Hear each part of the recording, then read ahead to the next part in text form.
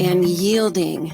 And this is what I'm feeling for when I first put my hands on the horse, a sense of yield, because I want that horse to know that I'm not asking anything of him or her. I'm Michael Max, and this is Geological. Something that I time and again come back to is this idea that nature is trustworthy. This is not a poetic, dewy-eyed sentiment. It's what I've noticed over the years of practicing Chinese medicine, that nature is trustworthy. What's more, if I didn't think this was the case, I don't think I'd be able to continue the practice of medicine. I've learned over the years that nature has its own rhythms and ways, its moments of ascendancy and development, as well as the backside of that cycle, which includes dissolution and decline. It's a curious time to say that nature is trustworthy, given the way the coronavirus has mixed itself into politics and our exonervous system, aka the internet. But in the time I've practiced Chinese medicine, I've rather come to this idea of the intelligence of nature.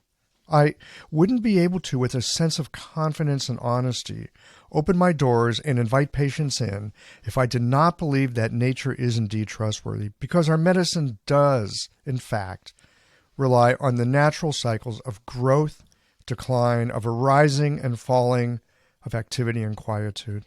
Our modern world seems to have this idea that medicine is something we do to people, ideally without too much involvement from them. It's a war we wage against microbes. Medicine offers a promise that the cycles of life and death can be avoided.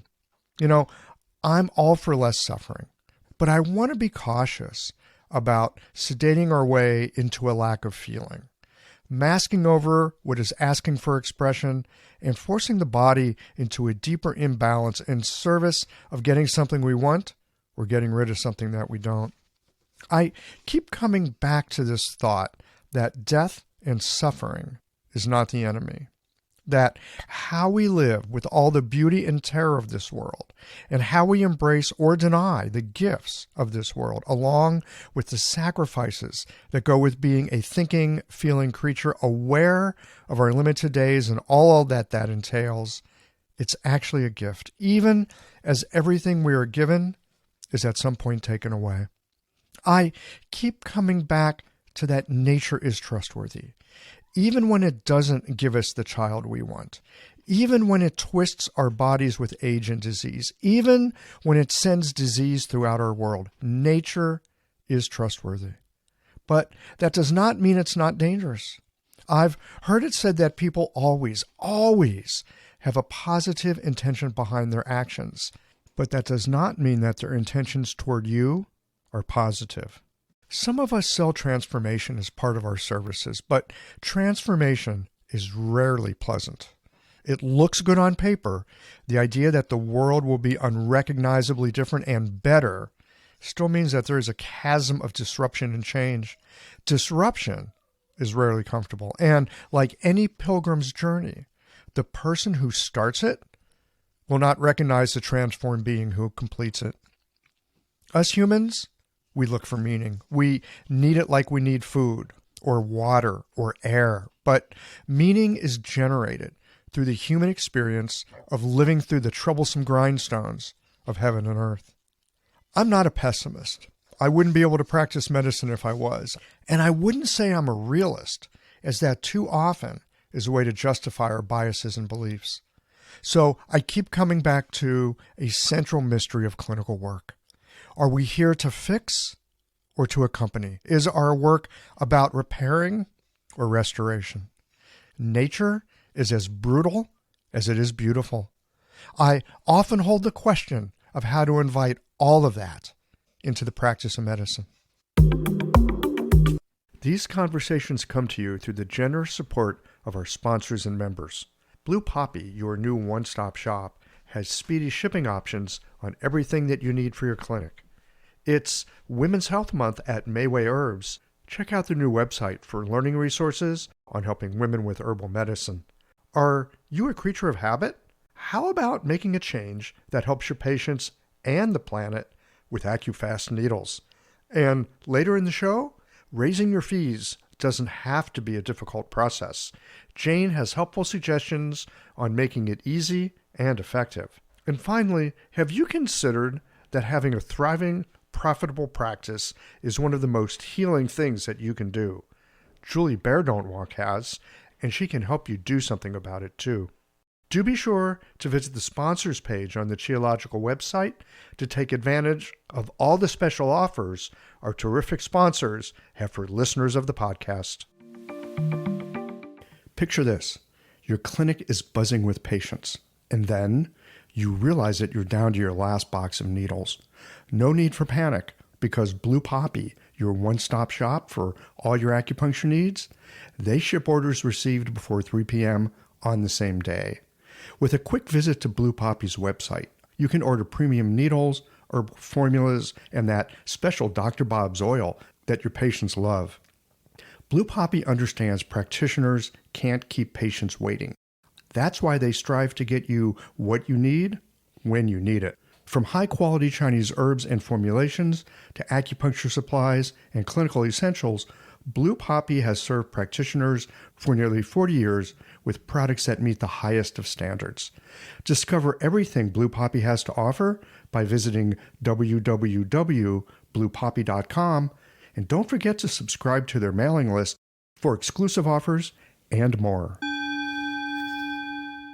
Hi folks, I'm Yvonne Lau, president of Mayway Herbs. May is Women's Health Month, and as a women-owned and women-run business, we especially love how Chinese medicine can support wellness through every stage of a woman's life. So in this month's newsletter and podcast, we're covering topics like PMS, pregnancy, menopause, and osteoporosis. We'll share expert insights and effective treatment strategies you can put to good use in your clinic. Our Plumflower brand line includes herbal tea pills, tablets, extract granules, and organic herbs, all of which you can find on Mayway.com. And where you can also find articles, videos, and other resources to support your practice. Since 1969, Mayway has been a trusted source for high-quality herbal products.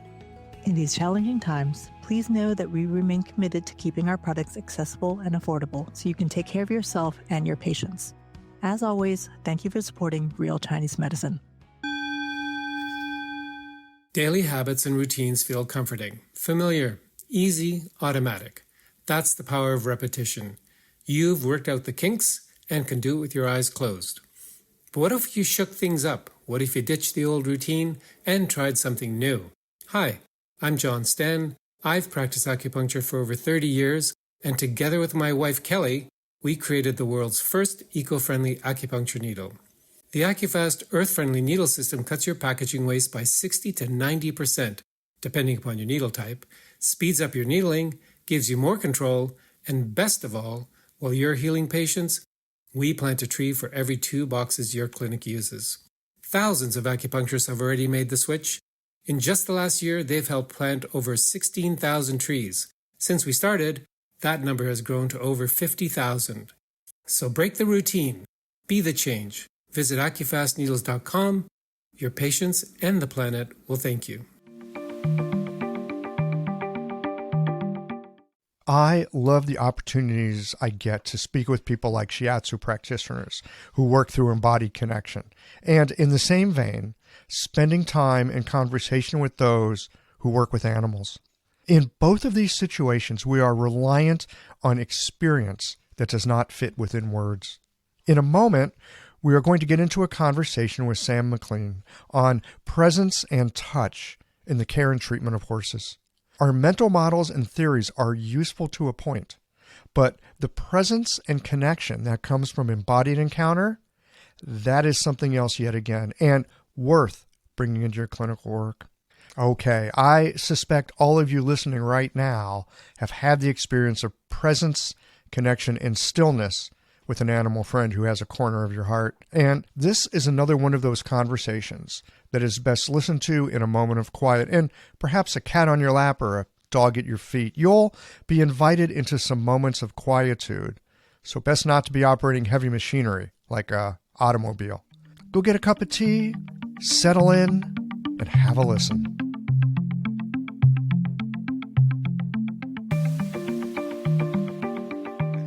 Sam McLean, welcome to Geological. Oh, thank you, Michael. It's an honor. Well, truly the honor is all mine. I so appreciate that practitioners, just regular old practitioners, people busy in their clinics, or in your case, in your corral and barn, are, willing to sit down with me and talk about the work that you do. There's just so much, I think, that practitioners learn, but nobody knows what they've learned because no one's sat down for a conversation. You're not like running around the circuit saying, hey, I want to tell you all about horses. Well, I do that, but... So tell us a bit about your work. First of all, I want to say this. I love talking to shiatsu practitioners because they work with their hands so much. Mm-hmm. I love talking to some of the veterinarians that I've talked to because they also use all these senses that have nothing to do with human speech. Mm-hmm. It's a deep part of our work. And I think that many acupuncturists also are drawn to that aspect of our work that is nonverbal. And so all y'alls like you, that's your stock and trade. I'm just so appreciative to have an opportunity to dig into this with you. Oh, well, I'm happy to be here and happy to talk about it because it's one of my favorite things to talk about. We're so lucky to have work that we love. Well, and for me, this is totally new. I mean, it's been new for me to do this. I spent 25 years in nonprofits in corporate America, just slogging away, making a buck. And I just am the luckiest person ever to be able to now do this at my late age of 58. Well, some people would call that mid-career. I hope it's mid-career. I do. So what were you doing in those 25 years of slogging? What did your life look like? What was your work? My career is like a cat. I had many, many lives. Nonprofit world, corporate world, fundraising, integrated marketing communications.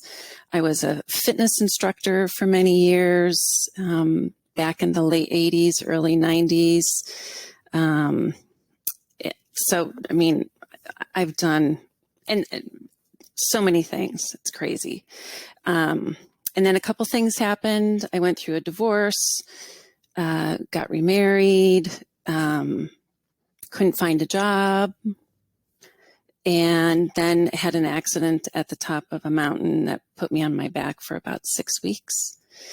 And that really makes you go inward. Mm-hmm. Or it can. Yeah, well. It sounds like you took it as the opportunity. I did, just because I had nowhere else to go. I didn't have a job. I was newly married. And I kept journaling and listening. I can't even tell you how many different people I listened to. And the word touch kept coming on all of my pages. And then when I was healthier, I just kind of followed little nuggets along the trail. And it was touching horses. I had no idea it was going to be this, but here I am. I was talking to a friend earlier today who is in his sort of mid-late 20s. And I remember my mid-late 20s as well. Like, what am I doing? Like, who am I and what am I doing? And to be able to talk with him today, like really he's in the throes of it. And I hear you talking about this at whatever age you were at when that happened, right? We can still be in the throes of it at any time. And then you kind of pick up these breadcrumbs.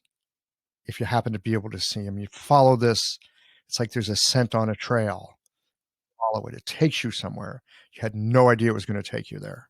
Totally. How did you trust that? Oh, that's a really good question. Again, I kind of go back to I had nothing else. And I've been practicing meditation and developing my spiritual side for many, many years. And so I took it as an opportunity. And fortunately, my husband, bless his heart, also took it as an opportunity for me. And so I was really fortunate that way. And I did exactly that. It's just one little breadcrumb. And I promised myself that I would be open to those breadcrumbs, and I wouldn't deny them. I would just take that very next step. And whatever kind of captured my heart, when I felt that resonance with my heart, then I knew it was the right next step. When I felt at peace in my heart, I knew that was the right next step. And it was crazy how once I took a few little steps, how things just happened that I never would have expected. In fact, the whole reason I even got into acupressure was because of that. I followed a couple little breadcrumbs. I was desperate to be around horses, and so I begged a barn owner to let me groom her horse.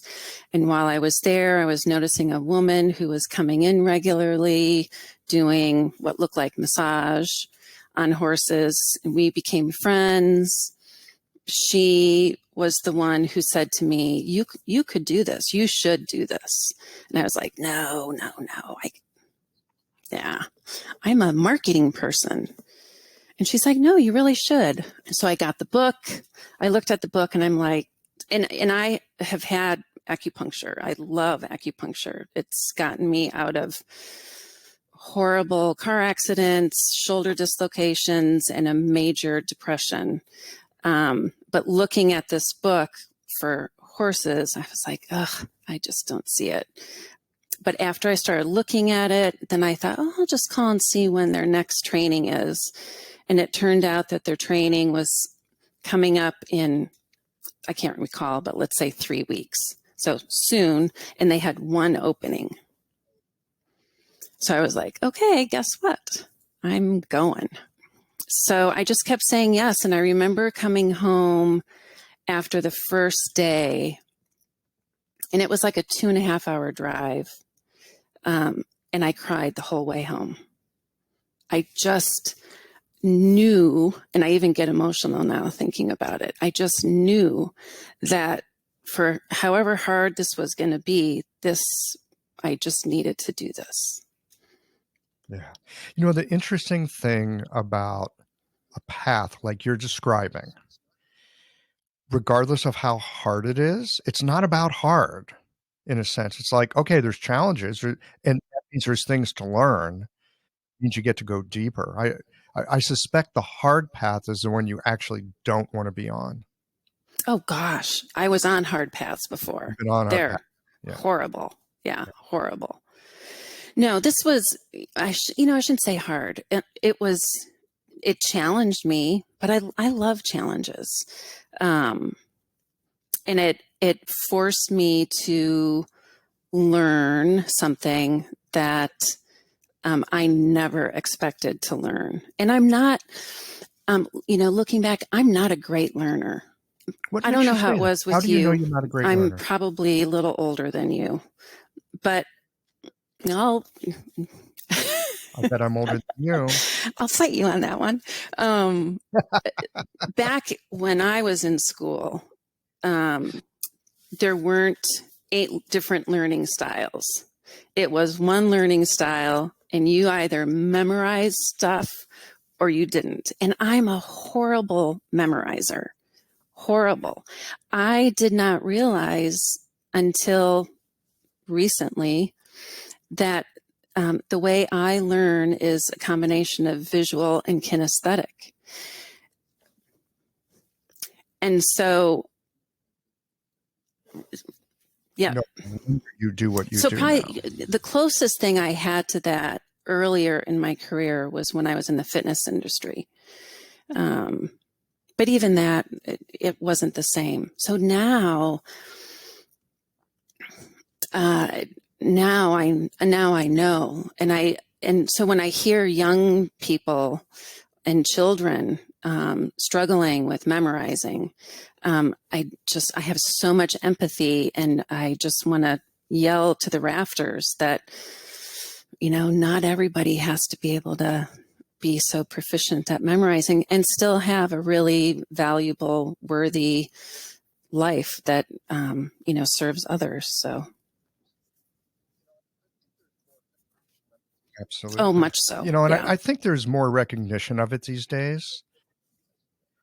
When I got out of high school, I remember graduating from high school, and I thought, glad I'm done with that because I hate learning. That's what I thought. I thought I hate learning. And what I didn't realize until a little later, when I realized that I actually love learning, is that I didn't like the learning that we were doing there, or what was considered learning there. But learning, being able to follow your curiosity, being able to, do what you did. I did it in a certain sense as well, of there's this inquiry that like pops up inside of us, and we just want to know more. And you don't know how you're going to do it. And then like stuff starts to show up. I feel so lucky. So lucky. Were you interested in, were horses a thing for you? So I don't have the typical horse story, because a lot of people who do what I do started riding horses at 4, and they were, in the 4-H or pony club or blah, blah, blah, blah, blah. My family moved 14 times between birth and the end of high school, and all over the country, East Coast, West Coast, Chicago area. And I only knew horses because I seemed to attract friends who had horses, and I loved horses, but I had no idea people actually took lessons with horses and things like that growing up. I always just knew horses as you get on a horse bareback and you run it around and race as fast as you can, and you brush it and clean it up and love all over it. That's all I knew about horses until I was an adult, and then liked to go horseback riding on, vacations and things like that. But the one constant for me in horses was through my dreams. I always had dreams of a white horse and me taking care of a white horse and riding a white, anything. There was always a white horse in my dreams. Oh, yes, you did have horses. You had horses in a very profound way. You didn't own a horse. You happened to be connected to people who were resourced to horses. They showed up for you. And then you had horses in your dreams. And I love what you described about. All I knew about horses is you jump on a bareback, you run them around as fast as you can, and then you love them up. Well, what else is there to know about horses? Well, there are a lot of people that would tell you otherwise, but so I, at first I thought, ugh, nobody's going to accept me. I don't know a thing. And so at the age of 50-ish, I dove into horses. I would muck stalls. I would do anything to be around horses. I took lessons. I watched every video, purchased every training thing you can imagine. And kind of, I reached a little bit of, oh gosh, this is not what I thought it was going to be. Something is so different. And I can remember one of my trainers said to me, you're just too soft with horses. And I remember that was a big trigger for me, because growing up, I had heard that from some of my teachers. I had heard that from a social worker at my high school. That you were too soft with horses, or just too soft? No, that I was just too soft. You were too soft. Too soft. Yes. Yeah. Too soft, kind of an implication of you're, too Pollyanna kind of thing. And so when a trainer said that to me, I was like, That is really interesting. And somewhere along the line, I remember someone saying, and I think I've heard you say this on your podcast, that sometimes our biggest gift is something we perceive as our biggest weakness. Oh my God. I might have said something like that. I'm pretty sure I will look it up. I might have. I would not disagree. I mean, I would agree with you. And one of the ways that I would say it is that sometimes our greatest superpower is also our greatest trouble. Okay, so no, excuse me. Yes, you use superpower, which I really like that too. So that kind of caused me to step back and reevaluate how I was with horses, and then kind of allow for this acupressure with horses to come into view a little more clearly, along with other very soft modalities for horses, like myofascial work, like Reiki. So there it is, that softness. There actually is a lot inside of that softness, and it's led you to the work you do.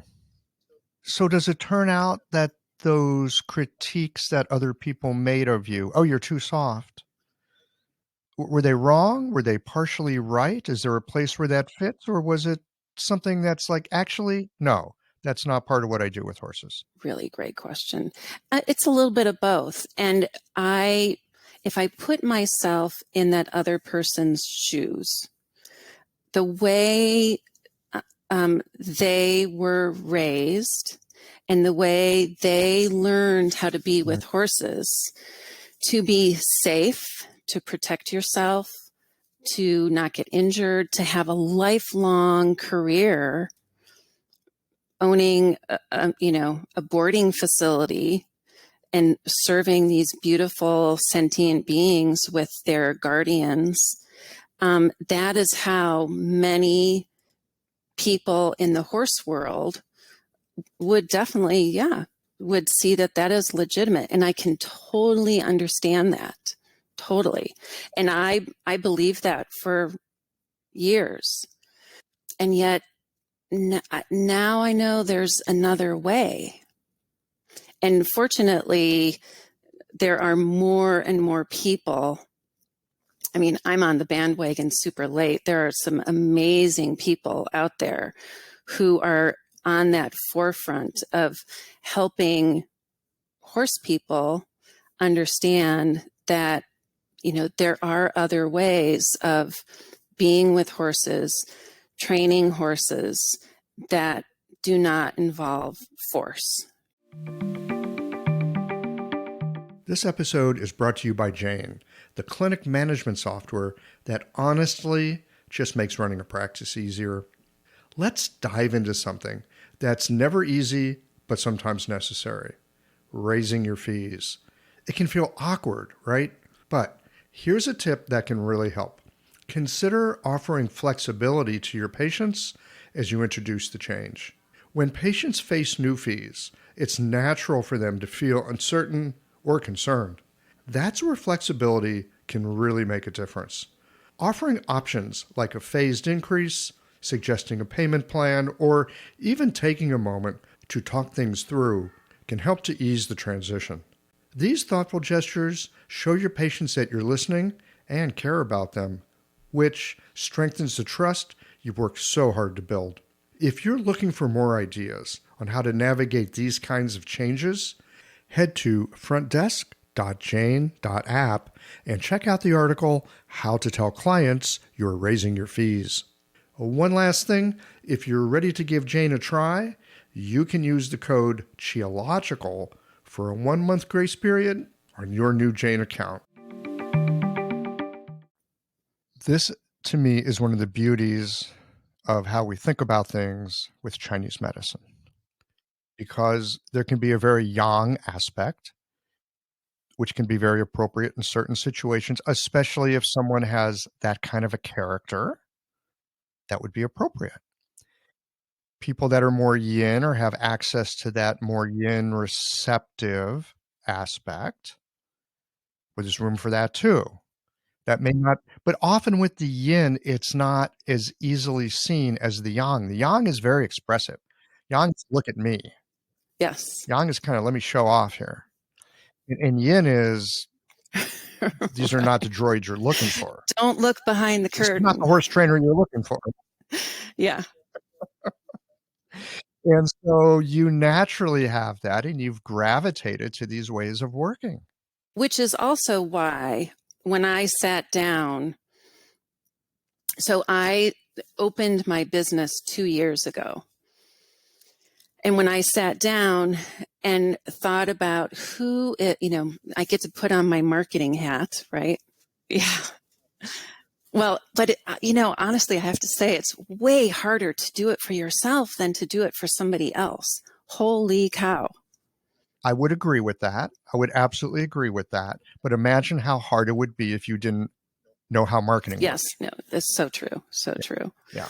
But when I thought about, who's my ideal client? What would their story be? I knew immediately my ideal client was not going to be someone trying to cut 10 seconds off their barrel racer.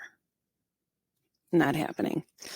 My ideal client is a female, probably 45 to 75, who's been around horses long enough, who has learned that the best things about a horse is the connection between the horse and the guardian.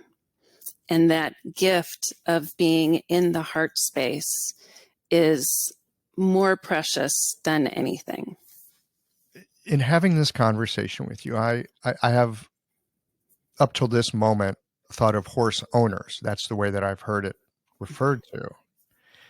And I hear you talk about horse guardians. I hear you talk about lovely, amazing, sentient beings and their guardians, the people who care for them.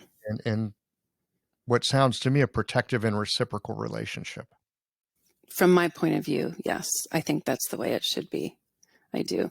I used to say I owned my horses a couple years ago. I don't say that anymore. I don't own them. We live on property. I don't own the trees on that property. I don't own the snow that's on my ground right now. I don't own my horses. It's funny how synchronistic these things can be. The other day I was thinking about ownership myself. I can't remember the context, but for some reason, the word ownership went out of my mind and the word belonging came in. So like this house, I live in a nice house. It's like the nicest house I've ever lived in. I can't believe I live in a house like I live in. It's this cool mid-century modern house. I love mid-century modern. I can't believe I actually live in one of these damn things. And there's this part of me that goes, yeah, it's like, this house belongs to me. And then it's like, no, this house is actually older than me. This house is built like a brick shit house. This house will be along after I'm gone. Way after you. I belong to it. Maybe we belong to each other. But there's this aspect of it doesn't belong to me. I belong to it. My family, I belong to them. My community of people who listen to the podcast, it's not my listeners. It's a community that we belong to each other. And so this, it's like working with patients. Right? It's like, am I fixing my patients or am I helping them to something unfold? The healing that happens, it belongs to them. So I love hearing what you're talking about here, this kind of relationship of, I'm going to use the word stewardship. Originally I think they called it husbandry. Right. Right. Which is not, again, we could think of it as ownership, patriarchy, all that whole thing, or we could think of it as sense of belonging to something. The responsibility comes out of the belonging. Yes. I love that. I wrote down belonging. That's a beautiful word. Definitely. Because it is reciprocal. And when I when I first go to a horse, the first thing I do is ask the horse if I can work with him or her. Because permission, I mean, when I go to my acupuncturist, I'm giving her permission, and the horse's guardian is giving me permission. But here is this magnificent being who research more and more is telling us has, amazing emotions and more facial gestures than dogs do. Wow. Let that sink in for a moment. I mean, the horse, so if you believe in chakras or energy fields, our energy fields can maybe be 3 feet or so. Horses' energy fields can be 15 plus feet around them, their energy field. They are, we don't even know how amazing these creatures are. It's amazing what horses can intuit, which is why we're starting to see so many therapy programs working with horses. So tell us a little bit about the work that you're doing with these horses. And I think, yeah, just tell us a little bit. And I'm especially curious about this like belonging and listening piece that it seems is so central to how you've approached horses ever since you were riding them bareback and loving them up. Mm-hmm. Yeah. So it usually starts with the guardian calling me, and I'm not a veterinarian. I am so fond of my veterinarians. And so usually one of the first questions I ask is, have you talked to your vet? Because what I do is not a replacement for good veterinary healthcare, medical care. So sometimes they may say, no, I was kind of hoping that maybe you could come out and take a look first. And I will usually, if it's something like he's super lame on his front leg, or I think he might have a fever, it's just, there's no way I'm going anywhere near that. So they get the vet out.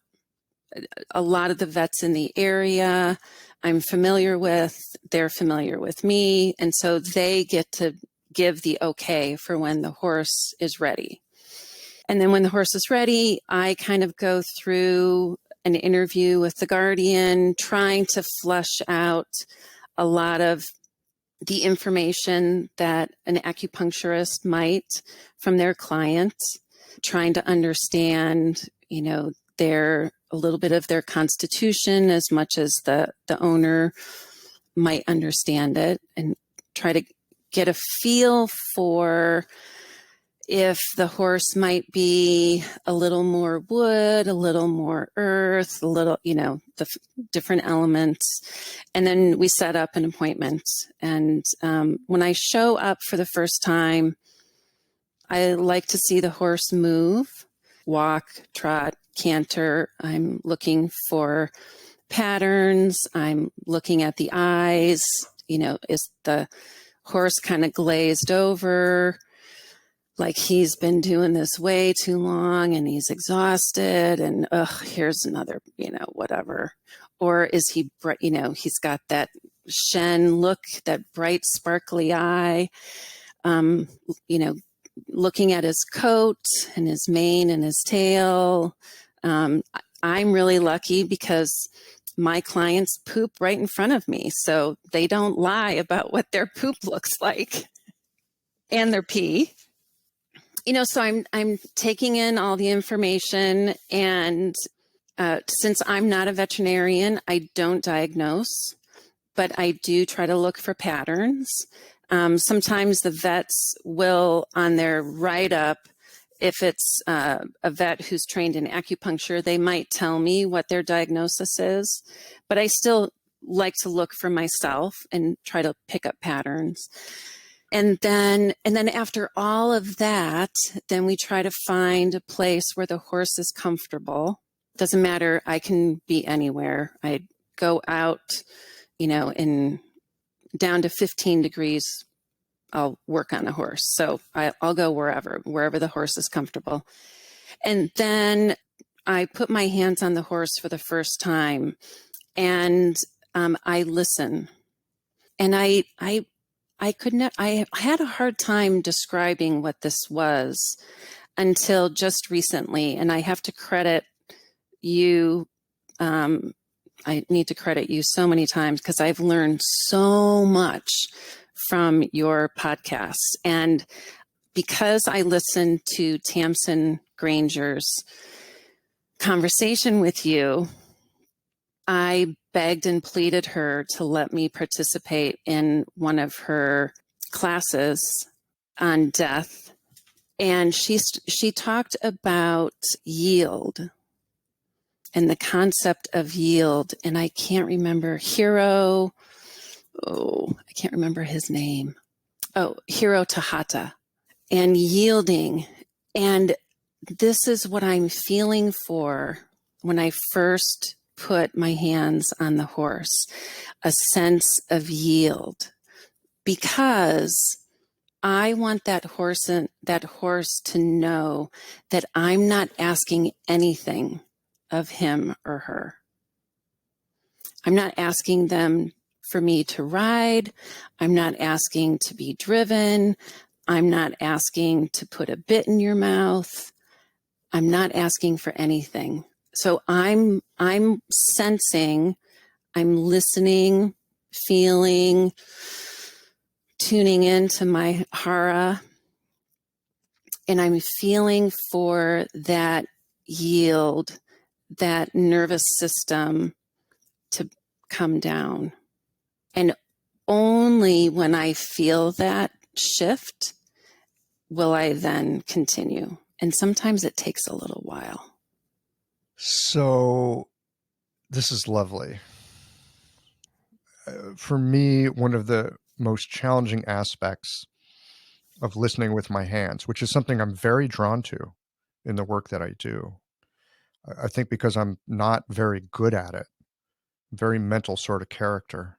And so I'm very drawn to the unmental aspect, shall we say. It's not easy. I love what you say about not asking anything of the horse. You don't want to put a bit in its mouth. You don't want to take it anywhere. And I think about how often, and I've had teachers tell me this, like when you put your hands on someone, have no agenda, no agenda, which is hard because people come to us because they want to feel better. As a practitioner, we want them to feel better. It's hard not to have your own sense of self and accomplishment and everything else get tied up in that. Of course, we have to suspend it if we're really going to be helpful, but that's a constant, almost meditative practice. Oh, let that go again. Oh, there it is. Let that go again. So hearing you talk about approaching the horse with no agenda, I'm thinking for myself, yeah, I can go in tomorrow morning to my clinic and put my hand on somebody with no agenda. Or can I? I mean, it's a worthy practice to walk in and have no agenda in my touch. That makes sense. And I love the word too of yield that you speak about, because I have some experience with this where there is that moment where things soften and there is sensing, but it doesn't quite fall into a conceptual thinking space just quite yet. There's this very in between moment, and the word yield just grew for me. Yeah. Yes. Yeah. I'll send you a link to this article that I found. It was so powerful for me. And I agree that the word yield is very powerful, and not surprising, it comes from a shiatsu practitioner. As we were talking earlier, I love talking to shiatsu practitioners. They have such wisdom in their physiology. Oh gosh, seriously, give me 10 minutes with Tamsin, I would be renewed in multiple ways. She is just an amazing being. Sounds like you already have, and she didn't even put her hands on you. I know. Yeah. Okay. So here, so you bring something up that I have been pondering on, and I apologize. I've listened to so many of your podcasts and they all kind of run together now. I can't recall who said what, but in one podcast,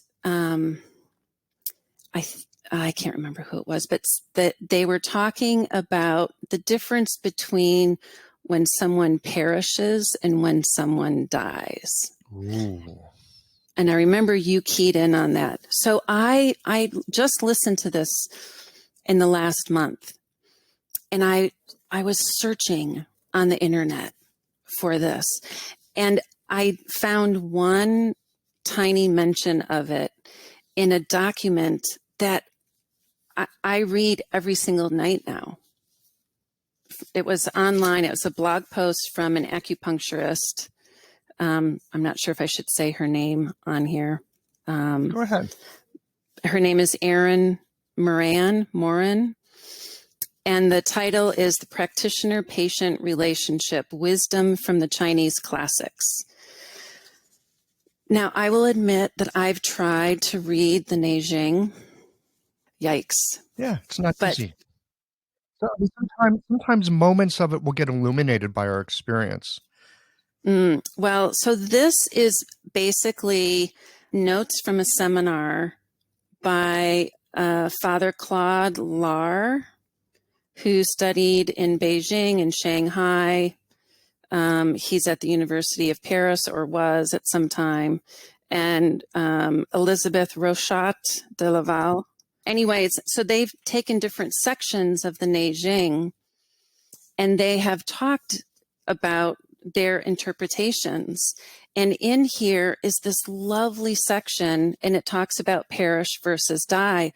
But for me, the piece that I keyed in on had to do with the struggle between intention and attention. Tell me more. Because so I was trained through a lovely program called Tallgrass Animal Acupressure Institute. And the two founders, owners, their lineage of Chinese medicine comes from the Qi Institute in Florida. And then after I graduated from that program, I got really interested in the 5 elements and started studying with my teacher, Susan Tenney, she owns Elemental Acupressure. And off and on, I hear people talking about your intention when you're on a point. And the intention is the most important thing. And then I would hear, it's not so much about intention, it's about your attention. And this talks about what you just said. Again, our conversation today is incredibly synchronistic because I've had a number of conversations recently, and the word intention has come up again and again in many of my conversations recently. This is also something I have been curious about, at times struggled with, at times attempted to ignore, at times shook my head at and gone, oh, that's some new age mumbo jumbo. It's like, well, the most important thing is intention. And I'm thinking, well, what does that actually mean? I could say, I'm intending to go have a hamburger tonight. And is intention like wishful thinking? Is intention hoping?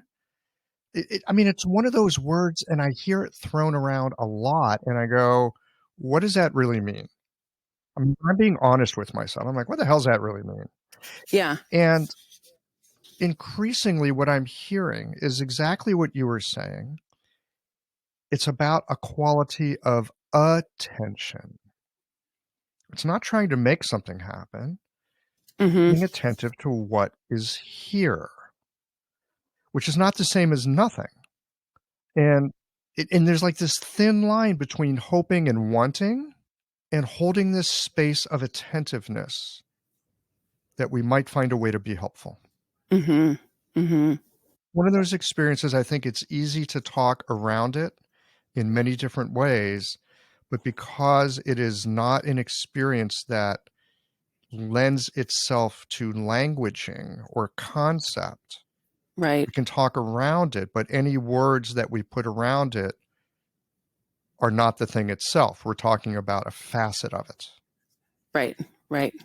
Yes. That's just my sense. That's my current working hypothesis. Yeah. I like that. So let me just read what I did find one piece in here. It says, so this is the interpretation. It says, you must not be blocked in yourself or full of desire to heal. You have to just do your best very quietly and then let go. You must not have inner agitation or desires, even the best of desires. If you do not have desire, then you have a real relationship with the patient and are not forcing the patient to correct his spirits to please you. If you are quiet within, as you must be while doing calligraphy or archery, you will do good healing work. And every time I read that, I get goosebumps because I think, and I just had an experience of this because I have several clients who are Amish horses. And I really struggle when I'm with the Amish horses because I have this deep desire to try to gather them all up into my truck and bring them home. But since I can't do that, my next deepest desire is to give them as much comfort and care as I can. And there was a particular horse, this was just last week, that I was on the verge of being distraught over. And I could feel my desire to heal. And I don't like to use that word. I don't see myself as a healer. The horse heals himself, herself. I'm the messenger to say, hey, remember, you've got this liver over here who really likes to move chi around. Maybe use that. But with this particular horse, I just had so much desire to help this horse. And fortunately, I felt it in my body. I felt this stagnation, this block of energy in my body because I wanted to help this horse so much. So you could feel your desire to help as a stagnation that got in the way of doing the actual helping. I know a thing or two about that. I suspect those who are listening to this conversation right now might know a thing or two about that. You know, on a bad day, it ends with us complaining about our patients and our work and all kinds of other things. There's this really curious, seemingly paradoxical experience of having to get out of the way and be that empty. Yes, I love, as you spoke about it from what you just read, and I've heard this in other parts of the tradition about being empty, you know, like the bamboo reed that becomes a flute. It's a beautiful image, and it's true, and it's simple and not easy. Right. Yes. How do you get out of your own way with that? Because, you know, we're human and we also want to be of help and service, or we wouldn't be doing what we do. How do you get out of the way? So for me, this is where personally my practice with Reiki has been so helpful. I was able to take a moment, walk to the other side of the barn, focus on my hara, do some Reiki breathing, get myself regrouped, and go back. And so that's just what works for me. Start again. Yep. And horses, probably more so than people, are very forgiving. Very forgiving. And so I just say, can we start again? Having a thriving, profitable practice is one of the most healing things you can do as a healthcare practitioner, because a robust business is the ultimate expression of vital chi, and that's the heart of our medicine. I'm Julie Bairdontlock, and I help practitioners grow nourishing, profitable, authentic businesses that embody the generative cycle of Chinese medicine. This isn't about all yang all the time. It's about expanding your own internal capacity, growing collaborative relationships with your patients for ethical patient retention, and marketing as an extension of this medicine, not a necessary evil. You already know that everything is connected in your patients' lives and bodies. The same is true for your business. When we align your systems, your schedule, your pricing, and your offerings with you, we create flow, which means more spaciousness, more impact, and more joy. When you are in the flow, fully resourced in terms of chi, time, and money, your business becomes a source of healing, not just for your patients, but for you. Let's grow something rooted, radiant, and real. Visit lifeflowconsulting.com to learn more. I think about any long-term relationship where you've had an argument or a misunderstanding or some difficulty. And that's kind of the place where you eventually end up, right? Like, okay, this kind of went that way, and I'm sorry about that, and let's start again. Yeah. As an acupuncturist, first of all, I just want to say that it's lovely that you're doing the work you do. I do the work I do. In many ways, there's crossover. In many ways, they're very, very different. But in many ways, there's a huge amount of crossover. And it's lovely to be able to have this kind of a conversation from like two different sides of a shore, so to speak. And that piece about recognizing, let's just start over. I sometimes have this experience where I'll put a few pins into somebody and I'll realize that was a good idea proven wrong by reality. I have to take them out. Yeah. And start again. I've had that. I've had two of the most beautiful acupuncturists. I love and adore them. And at different times, I've had them do the same thing. They start with one thing and they're like, you know what? I don't think we're going to do that. Never mind. Okay. So it's easier with animals. You're more forgiving. Yes.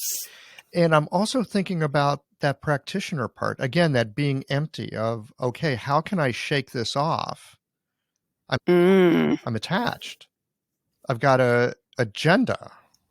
And we were just talking about the importance of showing up with no agenda. Right. No, and that's, oh gosh. Again, I have it way easier because I can try a lot of different things. And sometimes it's acupressure, sometimes it's Tui Na, sometimes it's a little shiatsu, sometimes it's trigger point, sometimes it's myofascial. I've got a toolkit. I can whip out all sorts of different tools. But the good thing with that is the horse will never lie. The horse has no capacity to lie or fake it. So if the horse doesn't like it, you know. Hmm. And the horse isn't going to say, ooh, well, yeah, that's painful, but that's okay. I can take it. Right. Horses never say that. Yeah. No. So the feedback that you get is more trustworthy in a way than the feedback we often get from people. Absolutely.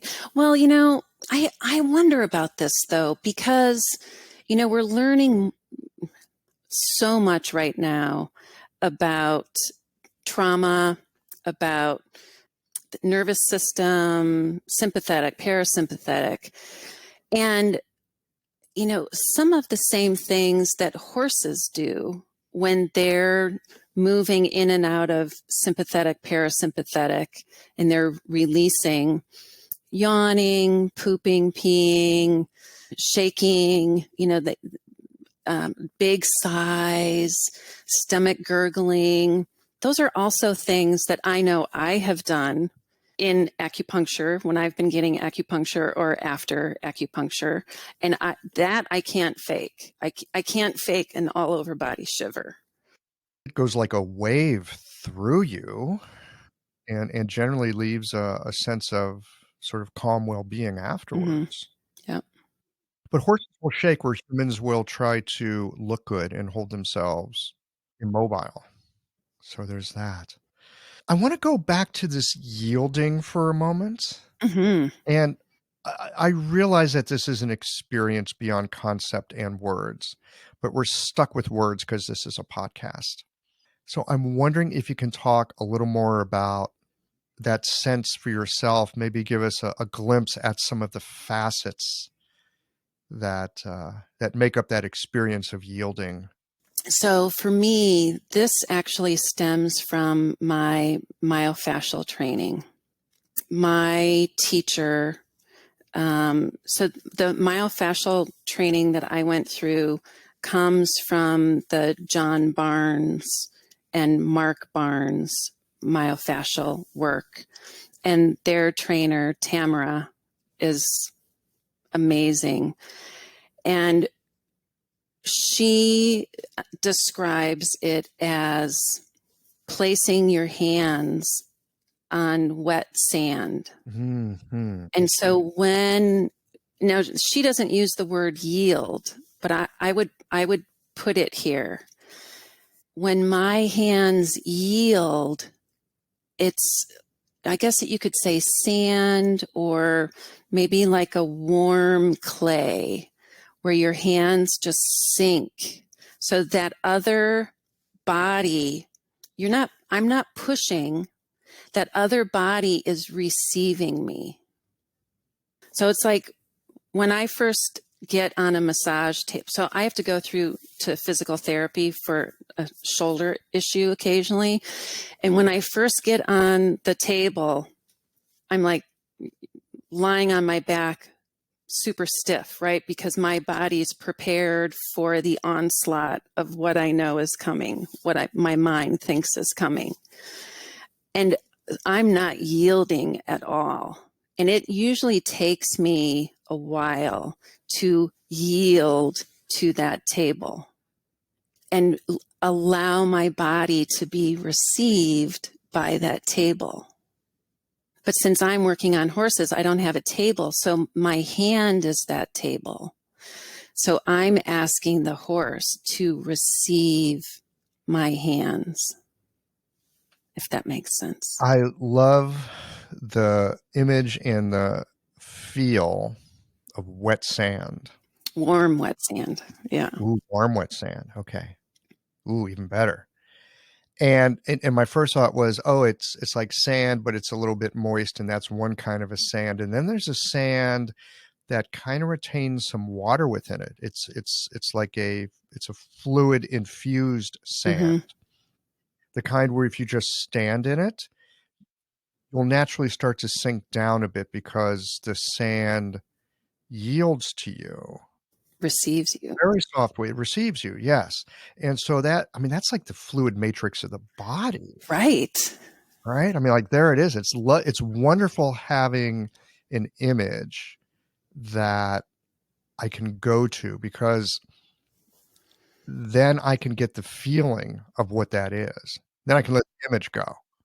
The body is that fluid matrix. I mean, we already know that. Well, and another one of your podcasts, who said, was it Chip? Somebody said, your hand isn't like water. Your hand is water. Chip Chase. Chip Chase, yeah. I love that. Yes.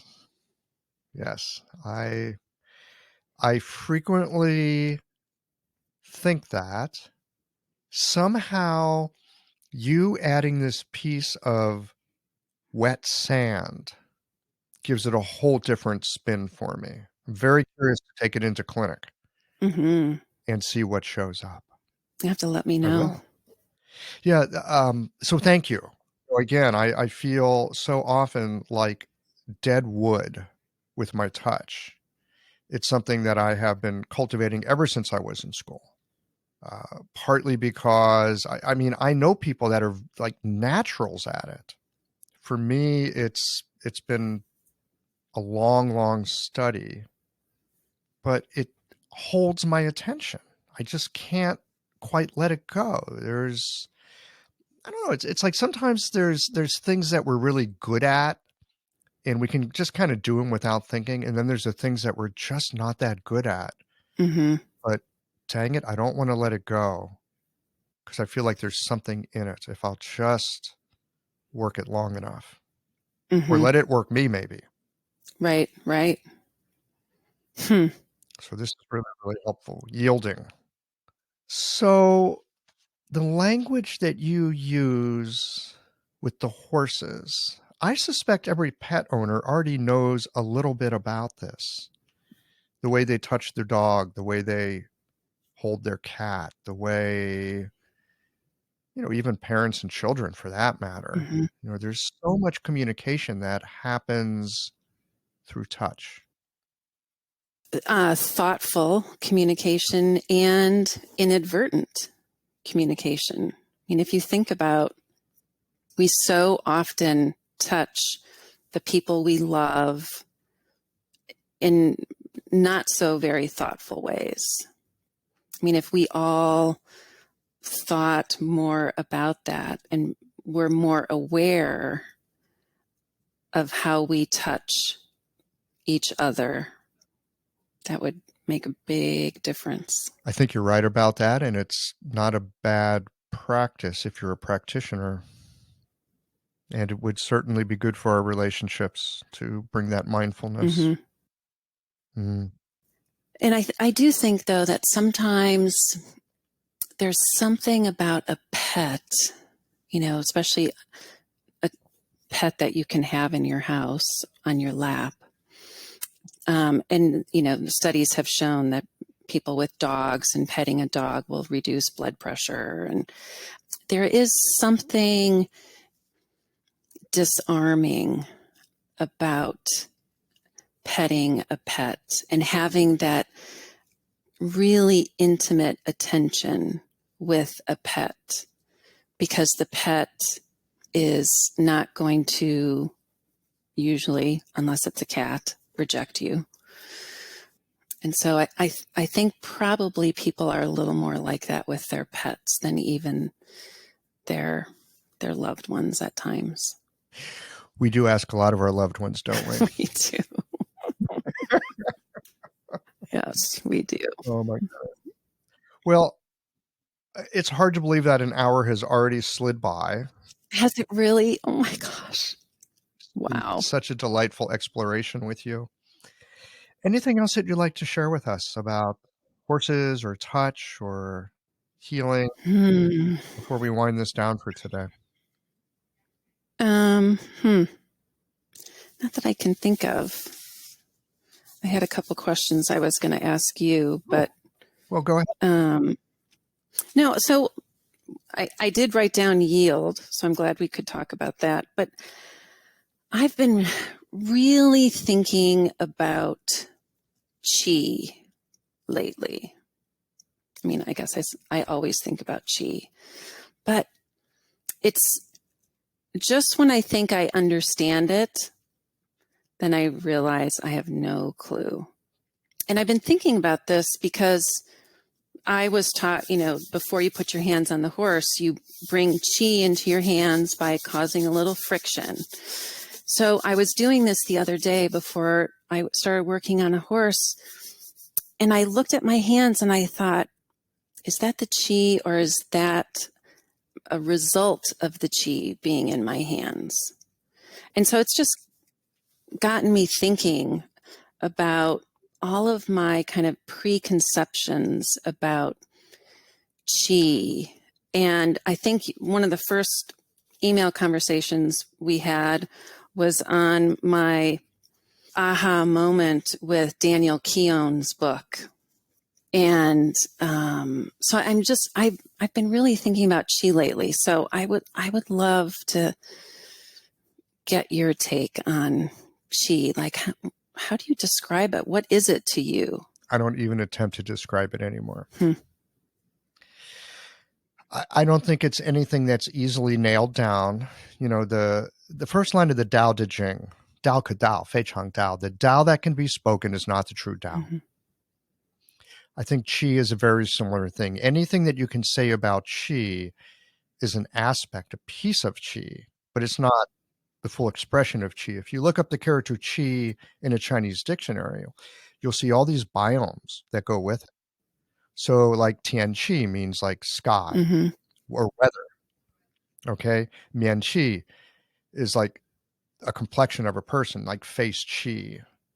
Chi shows up in all kinds of places as a kind of spirit or movement, invigoration, a something essential. Mm-hmm. I don't think we can quite pin it down. It's like many other things that we've been speaking about today. We can catch a glimpse of it, usually from the corner of the eye. And so I would say that any definitive definition of chi misses Mm-hmm. the point. Which is very horse-like, I might say. How so? Because horses are prey. They're not predators. So we as humans are predators. So, we walk in straight lines. We do everything in straight lines. And horses have this big, vast spectrum of sight. So they'll catch you out of the corner of their eye, and they can see a lot. I mean, way back here, even. Mm-hmm. So it's very, very horse-like. Very horse-like. And when I think about synchronicity, which we were speaking about earlier in this conversation, Mm-hmm. synchronicity is always the thing that I catch out of the corner of my eye. Mm-hmm. Never in front of me. Right. Anything that might even be a sense of intuitive understanding never comes from directly in front of me. It's always coming from the periphery. Mm-hmm. So it's interesting hearing about humans as predators, horses as prey, and that very much affects our perceptual systems because of evolution and the way that we've evolved into the creatures that we are. And that with humans, we also have stuff that's in our periphery. Mm-hmm. Yep. I think that's the stuff that's a little harder to talk about. Yeah. Well, and especially nowadays, because everything we're in front of is literally right in front of us. We're so zoomed in on our phones, our tablets, our laptops, it's all right within this little area, and so little is out here in the periphery. One of the things I force myself to do when I'm watching the horse move is not to stare at the bad leg, not to stare at the gimpy shoulder, to take in the whole horse with that peripheral, soft, unfocused vision, because that's the true horse. And I'm there not just to be of service for that gimpy hock. I'm to be of service to the whole horse. And I can't see that whole horse with my human arrow-like eyeballs. I think that's wonderful advice for treating any sentient being. Yeah. Sam, I have thoroughly enjoyed this time with you today. Thanks so much for joining me here at Geological. I've loved every minute. It's been a pleasure. Thank you.